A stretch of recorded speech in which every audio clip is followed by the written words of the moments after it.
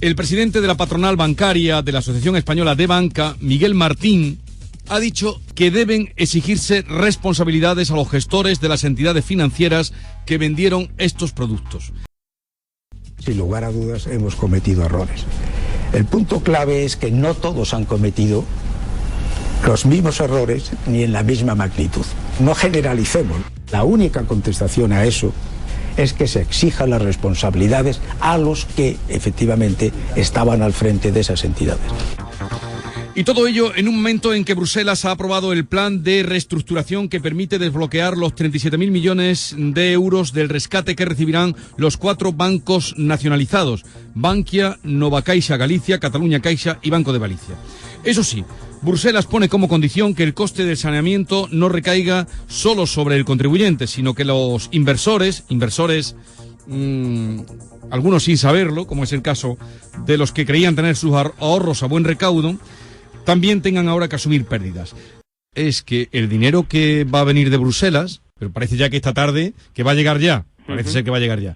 Dice usted que ese dinero va a ser para pagar lo que se le debe a los extranjeros. Fundamentalmente, claro. Porque aquí se está hablando de que los acreedores, titulares de preferente, inversores van a perder. ¿Me explica usted a mí si Allianz, que tiene 3.000 y pico de millones invertidos en Bankia que vencen este año, o Deutsche Bank, o 2 fondos de inversión alemanes, van a perder también un mínimo del 15%? ¿Usted cree de verdad que eso va a pasar? No. Esos vencimientos se van a atender, porque son lo que se llama mercado. Es el dinero que los bancos piden en los sistemas electrónicos internacionales de compensación. Si un banco falla un pago en la fecha exacta, ese banco está expulsado del sistema internacional de pago instantáneamente, no hace falta que un juez declare la quiebra.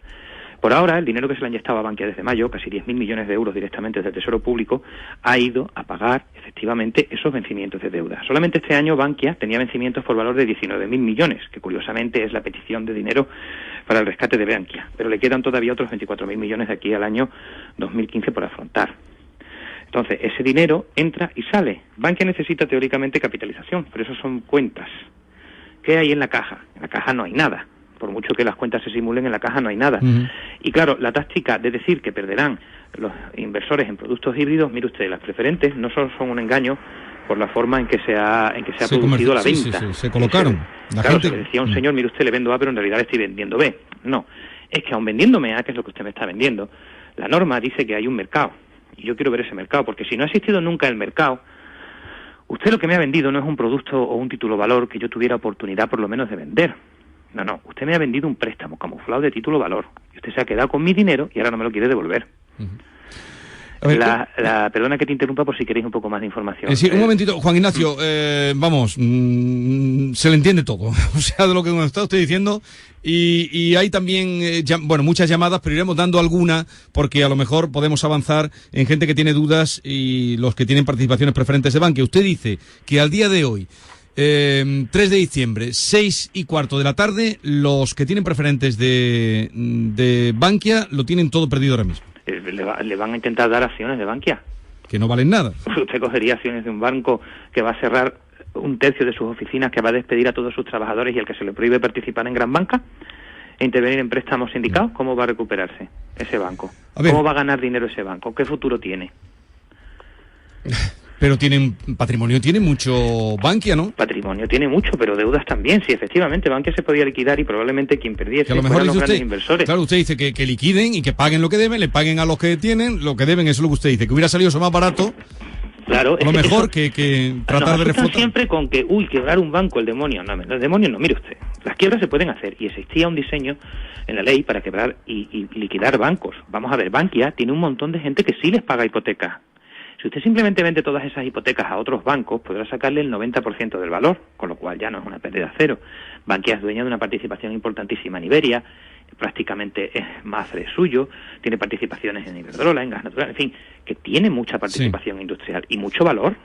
Y aunque los promotores y la gente del mundo inmobiliario le haya fallado hasta en un 50% de morosidad, la mayoría de los hipotecados están pagando, no llega ni a 6% la morosidad. O sea, usted tiene calidad en sus activos, en parte.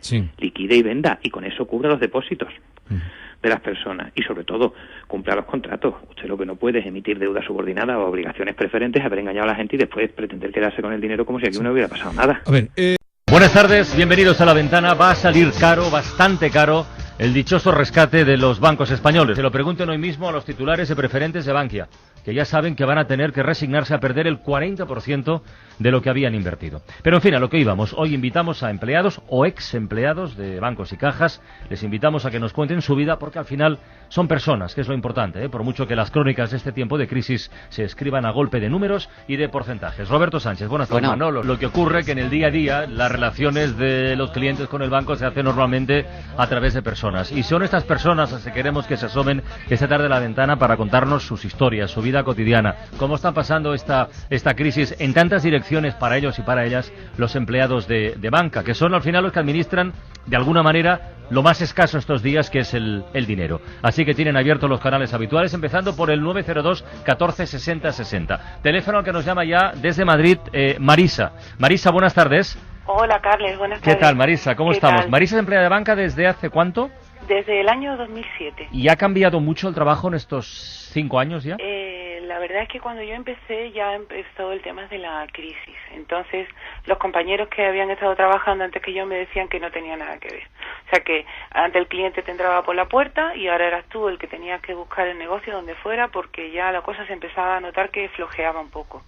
Y se nota una barbaridad, porque esto ha sido muchísimo descontrol, muchísimas presiones para vender, porque la competencia estaba siendo muy dura. Entonces, claro, si a tu entidad pues le interesaba en un momento dado productos que tuvieran una serie de características, pues tenías que colocar como fuera, pues por ejemplo, fondos al 1,5%, cuando en el banco de enfrente le estaban dando un 4% al cliente.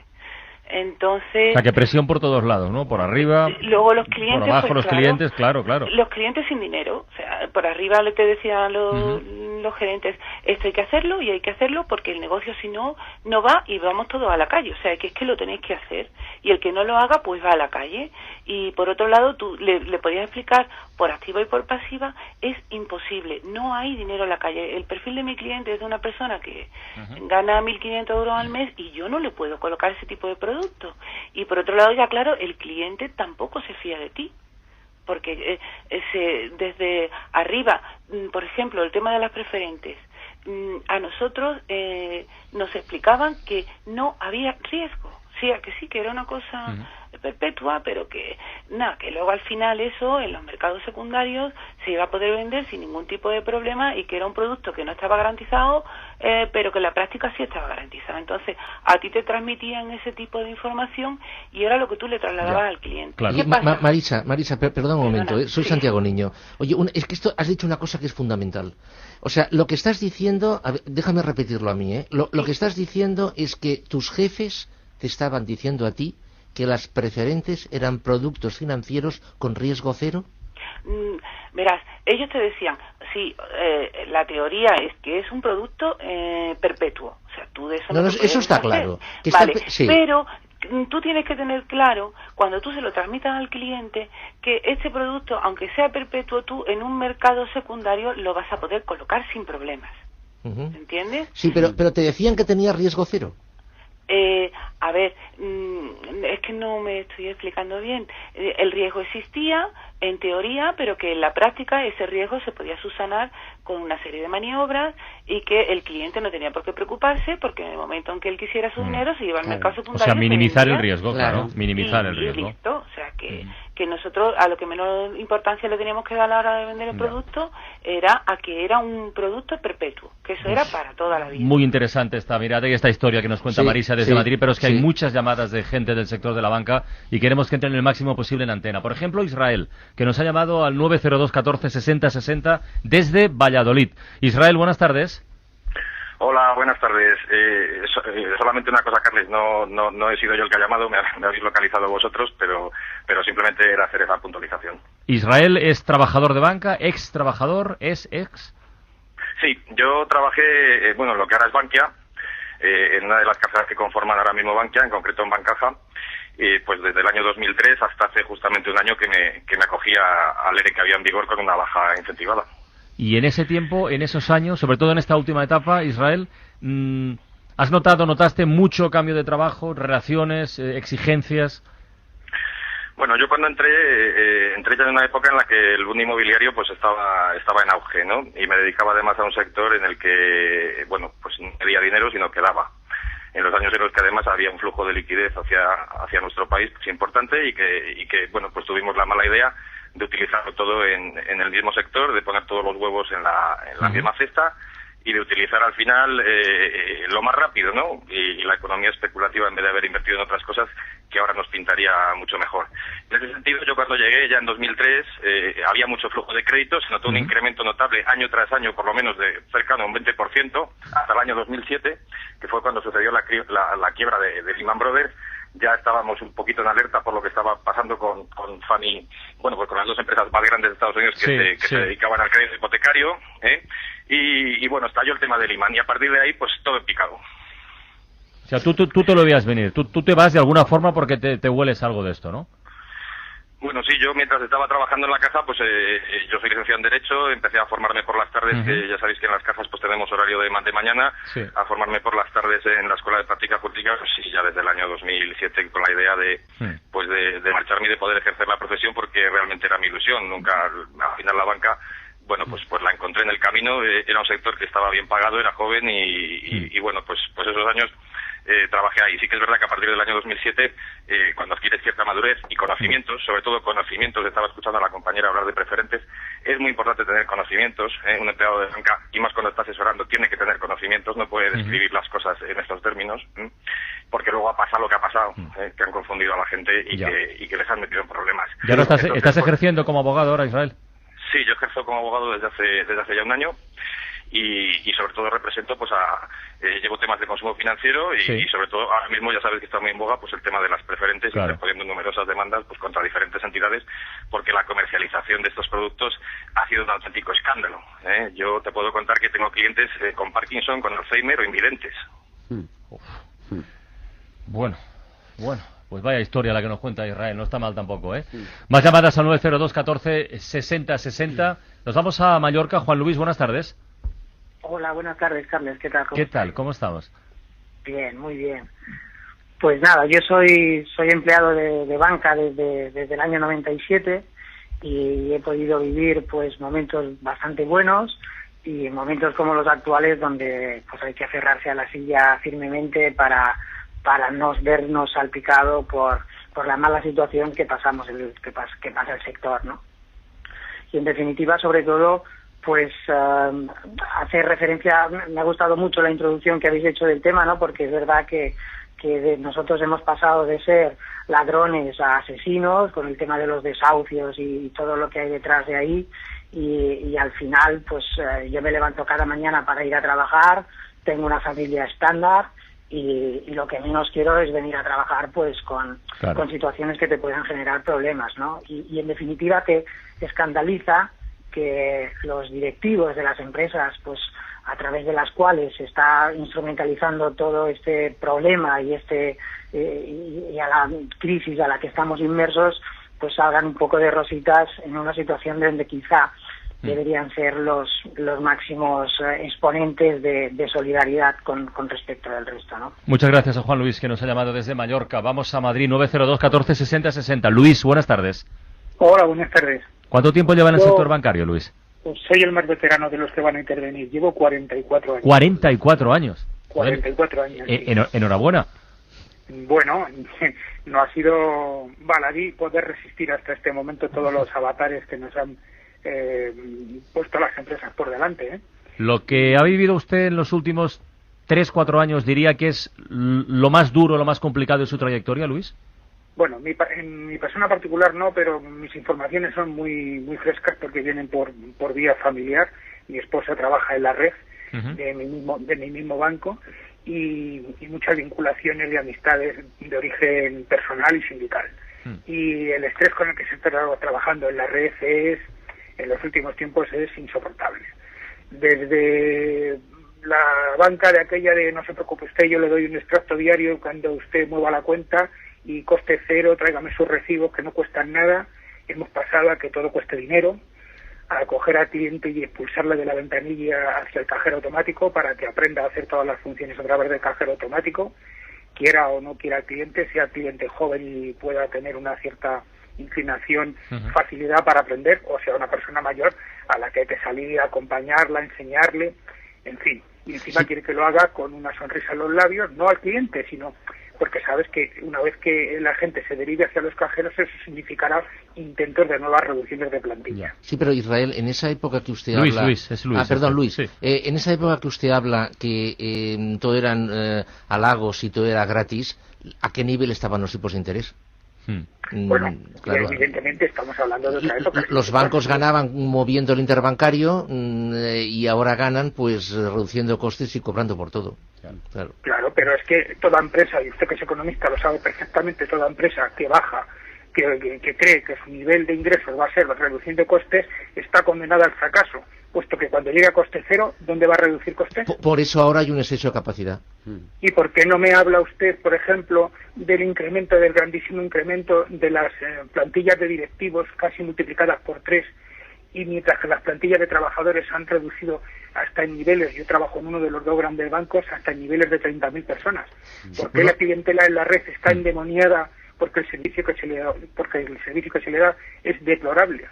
¿Y qué me dice usted de la mala utilización del empleo, por ejemplo, becarios o que a los que no se debería utilizar como trabajadores que saquen trabajo, sino que son trabajadores en cierto modo en formación, y que casi que me dice tienen que ponerles un tutor porque la norma lo obliga y solamente suponen una carga de trabajo allí donde se encuentran, y sin embargo se les utiliza para sacar trabajo? Cierto. Y estamos hablando de empresas que en teoría plantean beneficios, y que si esos trabajadores, de lo que antes decía la compañera, que se sentían presionados, algunos sí, otros no, otros han vendido las preferentes sabiendo muy bien lo que vendían, incluso arrogándose coger el dinero de esos ahorradores que no eran inversores, que no eran especuladores, que eran simplemente ahorradores, solamente por final de año llevarse lo que llaman en banca el DOR o el bonus, para que lo entienda todo el mundo. Sí, porque no pueden prescindir de su lujo consumo. Por no hablar, Luis, de aquella etapa, yo recuerdo alguna promoción de alguna entidad bancaria en la que se decía, si tienes una casa lo tienes todo. Y a partir de ahí todo estaba al alcance de tu mano. Y a partir de la hipoteca de la casa tenías la nevera y tenías de todo. También esa etapa nos llevó a una gran confusión. Oye, Santiago, yo te quería preguntar una cosa. La economía es una ciencia social y por tanto tiene una parte también de psicología y de sociología.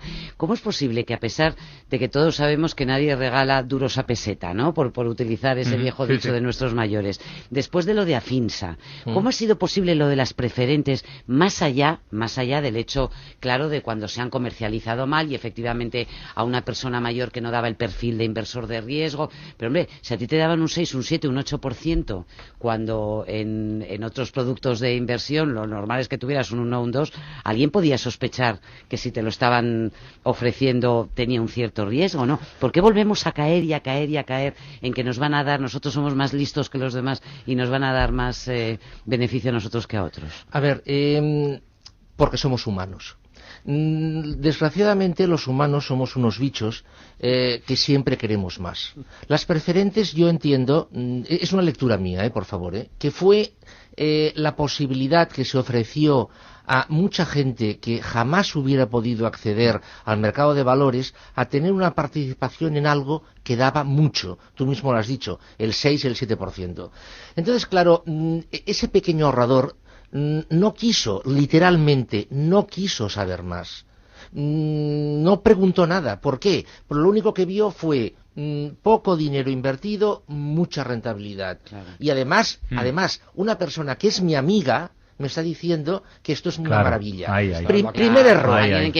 Primer error. Un banco no es un amigo. El charcutero que nos vende el salchichón no es un amigo. Es alguien que nos vende el salchichón. El banco nos vende dinero. O sea, ese fue el primer error. Lecciones de economía. Lo sabemos ahora. No son amigos. No, pero perdona, no lo sabemos ahora. El director de tu sucursal. Lo sabemos siempre. Y máxime, un banco que es una sociedad anónima. Porque las cajas aún podíamos decir, bueno, la obra social y tal. El banco es una sociedad anónima que depende de una junta de accionistas. Bien. En segundo lugar, la persona este pequeño ahorrador, vio esto. Y en tercer lugar, y esto es verdad, y esto nunca se ha explicado, durante unos años, porque las preferentes nacen en el año 1989, es decir, que llevan muchos años dando vueltas las preferentes. O sea, durante unos años había cola de gente esperando comprar preferentes en el mercado secundario. Y había tortas. Yo conozco gente que ha vendido preferentes. Y había gente gente que le decía, oye, imbécil, me prometiste que iba a tener tantas. Sí, no, pero es que nadie se las vende, pues me las tienes que conseguir. Esto no se ha explicado. Claro. Entonces, claro, si juntamos el hambre con las ganas de comer, ¿qué es lo que sale? El desastre que tenemos ahora.